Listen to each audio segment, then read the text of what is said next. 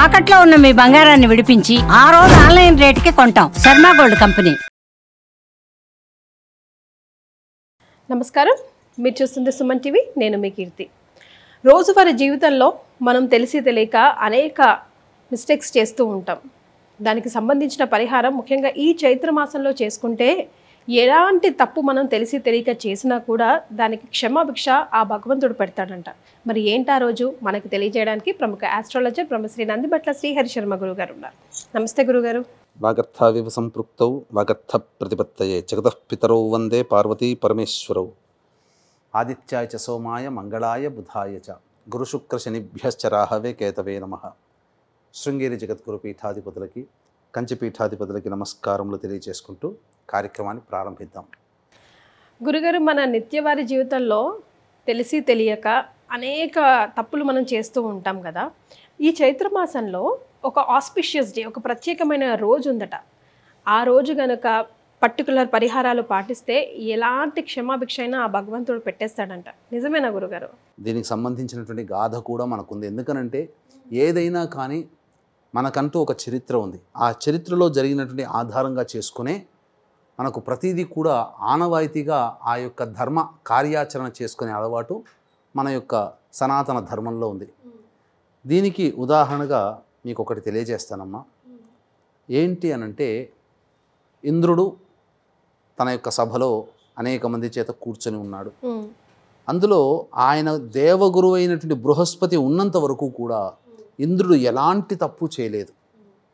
అలా దేవగురువు బృహస్పతి కాపాడుకున్నాడు. అందుకే ఎవరి జాతకంలోనైతే గురువు చాలా బలంగా ఉంటాడో ఆ యొక్క వ్యక్తిని, ఆ జాతకుని ఆ నవగ్రహాల్లో ఉన్న గురువు రక్షిస్తాడట, ఎంతటి విపత్తుల నుంచి అయినా కానీ. అందుకే గురువు కావాలి, గురువు మార్గనిర్దేశనం కావాలి. ఇంద్రుడి పక్కన బృహస్పతి గురువుగా ఉన్నంత వరకు ఇంద్రుడు ఎలాంటి తప్పు చేయలేదు. కానీ ఇంద్రుడి స్వభావం తెలిసిందే కదా.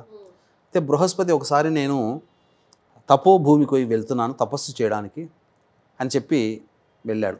ఆయన లేని సమయంలో ఇంద్రుడికి చపలత్వం, అన్ని రకాల గుణాలు ఆయనకున్నాయి కాబట్టి చేయరాని తప్పులు ఎన్నో చేసేసాడు. తద్వారా ఏమైపోయింది, ఆయన దేహము కళా విహీనమైపోయింది, కాంతి విహీనమైపోయింది. అంటే ఒక సాధారణమైనటువంటి మానవుడికి ఎలాంటి లక్షణాలు ఉంటాయో దైవత్వం ఆపాదించబడినటువంటి ఇంద్రుడికి లభించలేదు. ఇలా ఎందుకు జరిగింది అని ఆలోచిస్తే నేను చేసిన తప్పులు ఆ నోట ఈ నోట బృహస్పతికి చేరడం, బృహస్పతి మళ్ళీ ఇంద్రలోకానికి వెళ్ళగానే ఆ విన్నటువంటి కథలన్నీ చూసి బాధపడి నీవు భూలోకానికి వెళ్ళి ప్రతి క్షేత్రంలో కూడా నీవు ఆ మూర్తిని అర్చన చేసుకో, ఆరాధించు.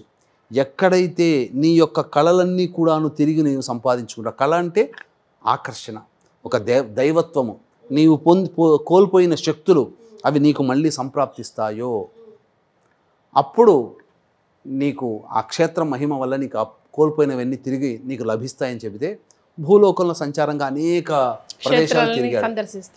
కానీ ఇప్పుడున్నటువంటి మధురై పట్టణం, ఆ పట్టణంలోకి వెళ్ళగానే అంటే అప్పటికింకా ఆ స్వామి సుందరేశ్వర స్వామి లేడు, శివలింగం లేదు అక్కడ.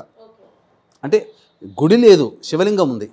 ఆ శివలింగానికి దగ్గరలో ఉన్నటువంటి ప్రభావం, ఆ శివలింగానికి ఒక ఆరా ఉంటుంది కదమ్మా, ఆ ఆరా దగ్గరికి వెళ్ళగానే అతనిలో కోల్పోయిన దైవత్వ శక్తులన్నీ తిరిగి వచ్చాయి.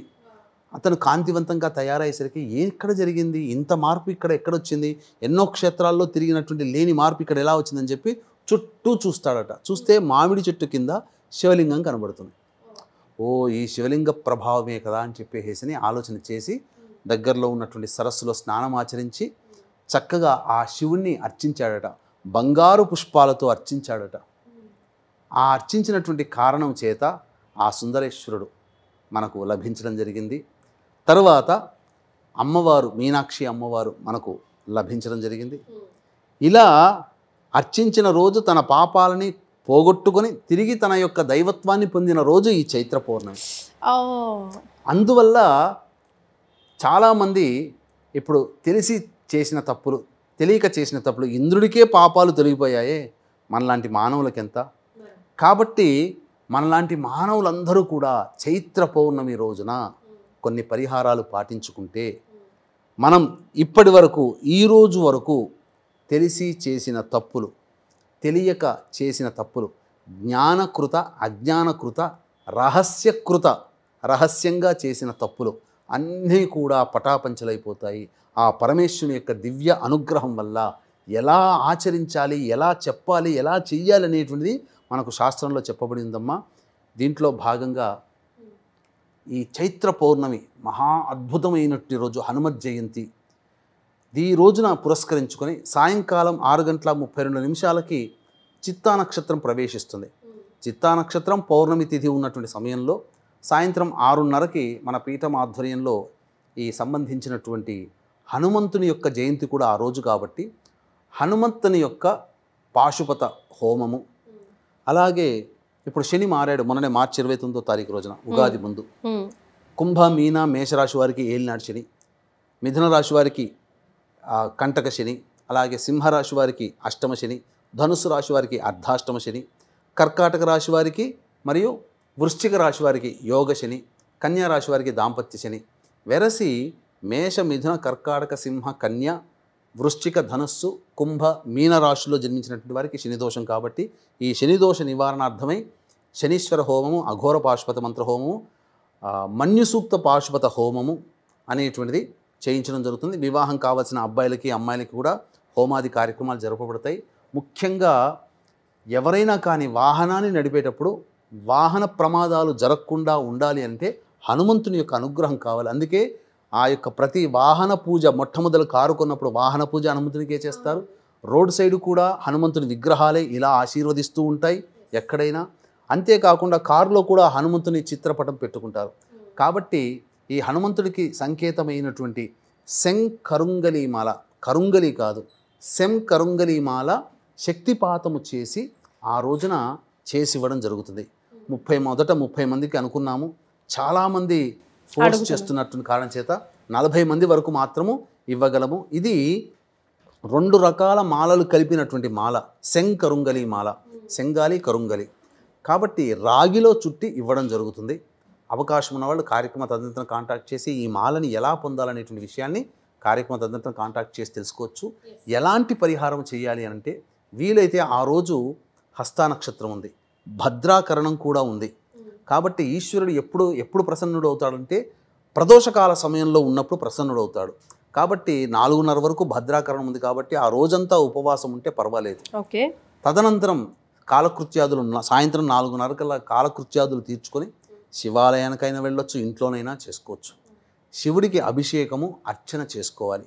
ముఖ్యంగా శివాలయంలో ఎలా ఉండాలి అని అంటే తాను ఆ ఈశ్వరుని అభిషేకం చేసి అర్చన చేసి మోకాళ్ళ మీద నిలబడి బాధపడుతూ, పరమేశ్వర నేను ఎన్నో రకాలైనటువంటి పాపాలు చేశాను, నా భార్య పుత్రాదులకి నా తల్లిదండ్రులకి తెలియకుండా ఎన్నో పాపకృత్యాదులు చేశాను, తెలిసి చేశాను, ఎంతోమందిని బాధ పెట్టాను, పెద్దల్ని ఏడిపించాను, పిన్నల్ని ఏడిపించాను, దొంగతనాలు చేశాను. ఇలా ఏది మనిషి అన్నవాడు తప్పు చేయడు, ప్రతివాడు తప్పు చేస్తాడు, నేనైనా తప్పు చేసి ఉండవచ్చు.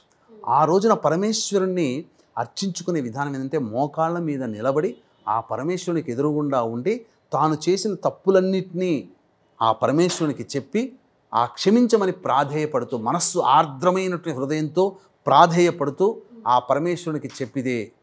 ఆ పరమేశ్వరుడు కర్మదోష నివారణ కారకుడు కాబట్టి తెలిసి చేసిన తెలియక చేసిన చేసిన పాపాలన్నీ పరమేశ్వరుడు లాగేసుకుంటాడు, పరమేశ్వరుడు అనుగ్రహిస్తాడు.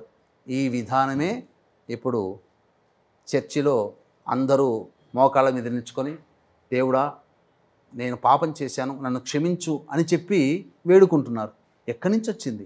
మన సనాతన ధర్మంలో వచ్చింది. ఇంద్రుడు తను చేసిన పాపాలని ఈ విధంగా బాధాతప్తమైన హృదయంతో ఆ పరమేశ్వరుని 1000 నోళ్ల కొనియాడి మోకాలి మీద కూర్చొని ఆ పరమేశ్వరుని ధ్యానం చేశాడు. కాబట్టి ఆ విధానము మన దగ్గర నుంచి ఈ క్రిస్టియన్స్ వీళ్ళు తీసుకున్నారు. ఇప్పుడు అందరూ చేసేది అదే. చేసిన పాపము చర్చికి పోయి చెప్పుకుంటారు, అంటే మనం చేసిన పాపాలన్నీ పోతాయని. అంటే మన దాంట్లో ఎప్పుడో ఉంది, వీళ్ళేం కొత్త కనిపెట్టలేదు. కాబట్టి ప్రతిదీ కూడా మన సనాతన ధర్మంలో ఉన్నదేనమ్మా. అవకాశం ఉన్నవాళ్ళు ఈ చైత్ర పౌర్ణమి రోజున ఈ విధంగా పరమేశ్వరుని అర్చించి చూడండి. మీలో ఎంత పాజిటివ్ ఎనర్జీ ఉంటుందో చూడొచ్చు, ప్రశాంతత వస్తుంది, చాలా దోషాలు తొలగిపోతాయి. ఇంకా అవకాశం ఉంటే శంకరుంగలి మాల కావాలనుకునే వాళ్ళు ఈ యొక్క సాయంకాలం పూట 6:30కి ప్రారంభమయ్యే కార్యక్రమంలో నమోదు చేసుకోవచ్చు. సాయంత్రం 5 వరకు ఈ కార్యక్రమాల్లో నమోదు చేసుకోవచ్చు. రైట్, చాలా సంతోషం గురుగారు, ధన్యవాదాలు. సర్వం శ్రీ ఉమామహేశ్వర పరబ్రహ్మార్పణమస్తు.